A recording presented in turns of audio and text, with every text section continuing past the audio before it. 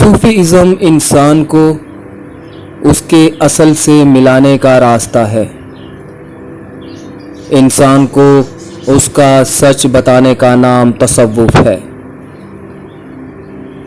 تصوف کی دنیا کا ایک بڑا نام مولانا روم، جو اس وقت یورپ اور خاص کر امریکہ میں سب سے زیادہ پڑھا جانے والا صوفی شاعر ہے۔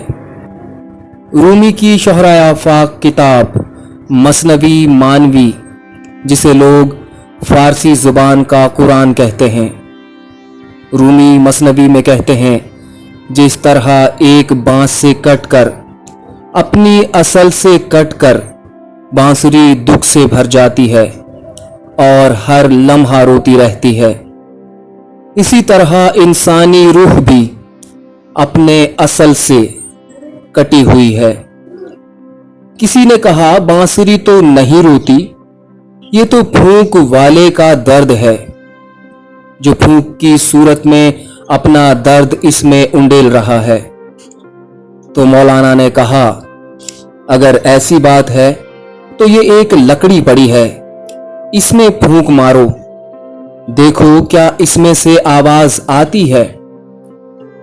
کیا وجہ ہے کہ ایک 1.5 فٹ کی لکڑی جس میں سے درد بھری آواز آتی ہے، اور ایک ویسی ہی دوسری بانس کی لکڑی ہے جو صرف لکڑی ہی کہلاتی ہے۔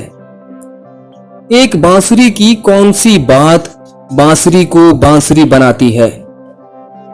بانسری کو عام لکڑی سے بانسری بناتا ہے اس کا خالی ہو جانا، سینے پر زخم کھا لینا۔ صوفی کہتے ہیں جب تک تمہارے سینے میں عشق کا درد نہیں ہوگا تب تک تمہاری پکار میں درد نہیں ہو سکتا، تب تک تم حق کو نہیں پا سکتے۔ ایک بانسری بننے کے لیے درخت سے الگ ہوتی ہے، پھر اس میں سوراخ کیے جاتے ہیں، پھر ایک بجانے والا اس میں پھونک مارتا ہے تو وہ اپنا درد بیان کرتی ہے۔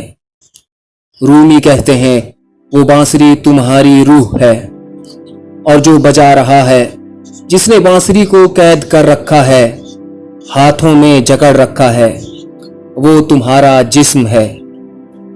جسم کہیں اور کا رہنے والا ہے، روح کہیں اور سے آئی ہے، اور جسم میں قید ہو کر درد سے بھر گئی ہے، کیونکہ روح حصہ ہے اس کا جس کا کوئی حصہ نہیں، روح نام ہے اس کا جس کا کوئی نام نہیں۔ جس طرح بانسری کہنے کو تو بانسری ہے مگر اصل میں وہ بانس ہی ہے، جس طرح روح کہنے کو تو روح ہے مگر اصل میں تو رب ہی ہے۔ مثنوی میں مولانا اپنے شعر میں بانسری کے ذریعے سمجھانے کی کوشش کرتے ہیں کہ جب بانسری بجانے والا بانسری بجاتا ہے تو وہ کہتی ہے اے شخص، تو مجھے میرے محبوب سے کاٹ کر لایا ہے، تو نے مجھے قید کر لیا ہے، میرے سینے میں سوراخ کر دیے ہیں، اب جب تک میں دوبارہ اپنے محبوب سے نہیں مل لوں گی میں درد سے روتی رہوں گی۔ روح بھی تو خدا سے الگ ہو کر آئی ہے۔ تمہارے مذاہب یہی تو سمجھاتے ہیں، قرآن بھی یہی کہتا ہے جب آدم کا پتلا بن گیا تو اس میں ہم نے اپنی روح پھونکی۔ صوفی علم نہیں عشق کی بات کرتے ہیں، اور عشق کہتا ہے محبوب کی پھونک محبوب ہی ہوتی ہے، عشق کہتا ہے رب کی پھونک رب ہی تھا، کیونکہ اس کی یہ شان نہیں کہ اس میں سے کچھ نکلے، وہ خود ہی ہمارے اندر آ گیا۔ ہندوازم میں ایک کہانی کہی جاتی ہے، یاد رکھیے ضروری نہیں کہ کہانی سچ ہو، کہانی کا مقصد ایک میسج دینا ہوتا ہے۔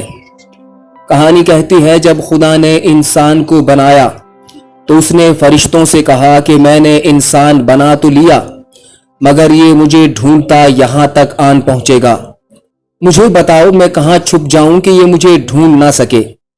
تو کسی فرشتے نے کہا سب سے بلند پہاڑ میں چھپ جائیں، اللہ نے کہا انسان وہاں پہنچ جائے گا۔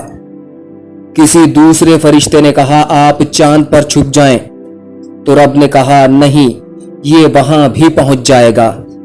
پھر کسی فرشتے نے کہا کہ آپ انسان کے اندر ہی چھپ جائیں۔ یہ تجویز خدا کو پسند آئی اور وہ انسان کے اندر ہی چھپ گیا۔